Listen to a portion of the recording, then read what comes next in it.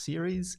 I am the founder and chief guide of the Culture is Everything Club, and I believe the world needs more great places to work. This Think Big, Act Small in August series is about me showing up, doing my very best to learn the craft of live streaming, to improve, to connect with you. Likely a service based entrepreneur, that is someone who is the leader or the owner of a service based business that is doing your very best to grow yourself, to grow your team, and to make an impact on the world. Now, it is hard leading a team. It really is hard leading a team. It takes a long time, and I'm here to be your cheerleader, to be your mentor, to be your guide, to be your coach, to be someone who can just add 1% to the work that you're doing, the important work you're doing. I can see Jeffrey's here. G'day, Jeffrey. Nice to have you here on a Thursday morning. Thanks for being here. Fourth day in a row, I reckon. Impressed to have you here, Jeffrey. Thanks for being part of the crew. Along with the Cultures Everything Club, I also host the Think Big, Act Small podcast. We are up to episode about 97 on the Think Big, Act Small podcast, getting close to the triple figures, or the raise the bat in the air from a cricket perspective. But that is me. Hey, Trav's here as well. G'day, Trav. Nice to see you. Thanks for coming along again. Nice to have you here at the Think Big, Act Small in August. Now, in the last few days, we've talked about the idea of coaching, and the best athletes in the world, Olympians, professional sports people and the like, have coaches, as do the best business people, as do the best leaders. Now, I learned a long time ago that sometimes, just sometimes, the best coach of ourselves is ourselves. By the same token, do we listen closely enough? Do we pay attention to what we say? Do we hold ourselves to account? Sometimes, as good as it would be to listen to our own inner voice, sometimes we need someone else to hold up the mirror, to keep us to account, to give us suggestions. There's the mentorship and the teaching side of coaching. There's also the accountability side of coaching.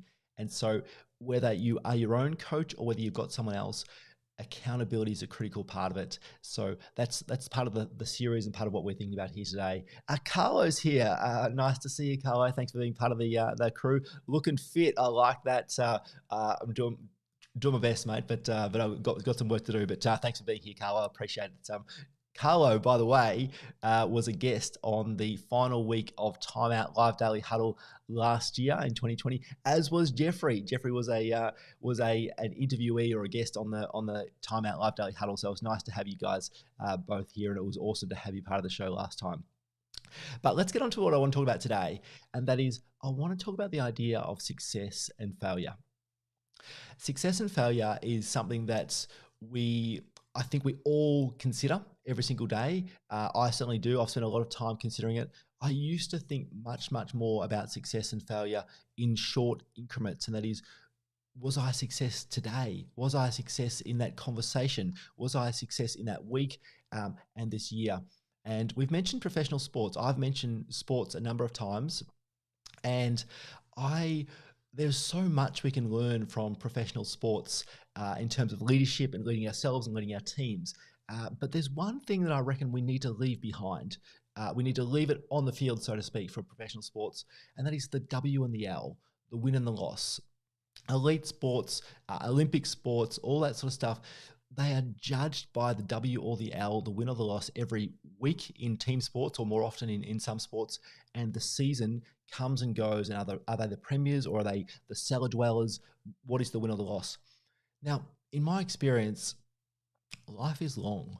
It's too early to tell if it's been a W or an L in terms of our life, in terms of our leadership, in terms of our team. When I have a small win, I take a moment to celebrate it. Sometimes I just move on. I've got too many things on my to-do list. I don't pay any attention to the wins or the successes. But if something doesn't work out, geez, I replay and what could I have done? What should I have done? What would have been better? What are all those possibilities? And it doesn't really help very, very often. The learning that I've been working hard to try and focus on with success and failure, if you will, is if I do something well, great. Give myself a quick pat on the back, have a cuppa or mention it to someone, or be proud enough to share a win in a humble way. Enjoy the moment, and then get going on what's the logical next step. Similarly, with so-called losses or failures, it doesn't help me to replay and replay and spend so much time thinking about what could have been, should have been. Uh, what's important is what we've learned from Simon Sinek, and that's the infinite game. The infinite game, the infinite life, the infinite game of business, the infinite way that we can be better over a longer period of time. So, so, so very important. So that's the topic or the idea I wanted to have a chat about today. I can see that Phil's here as well. G'day, Phil. Nice to have you with us. And Matt McEwen. Hey, Matt. Nice to see you, mate. Speaking of sports people or people certainly a life around sports, Matt McEwen. You've spent plenty of time with the W's and L's of professional and amateur sport. I would say, but. I've got a question for you all, and that is that this is Think Big, Act Small in August. And if the idea is to think big, that life is long, and to act small, and that is to pay less attention to the so-called successes and failures of the day, the week, the month, the year, what can you do? What can you do in the next little while, next day, even between now and when I'm back here with you tomorrow morning? What can you do to act small, to make sure you've got momentum, you're moving forward, but you're not getting hung up on the losses or the so-called success not there yet? Or what can you do to say, you know what, I did something pretty good yesterday, someone in my team did something pretty good. We're going to take a moment to celebrate and to give ourselves a pat on the back and enjoy that. We are not going to get complacent, but we're going to get moving and make sure we make good progress on this. And so the topic is success and failure. It's around mindset, the mindset of success and failure. Sports, I love sports. Don't get me wrong. There's so much we can learn there. But really, this one today was about the concept of mindset around success and failure, how life is long. I was reminded in the last week or so of the Chinese quote or Chinese fable from a long time ago, where a so-called Chinese farmer was asked whether a certain weather event was good or bad, and his response was quite simply, "It's too early to tell." And I think that's where it is for most of us leaders of teams. And most of us leaders of teams, it's too early to tell. We keep iterating, we keep growing, we keep progressing, and we try to make sure that we're having impact.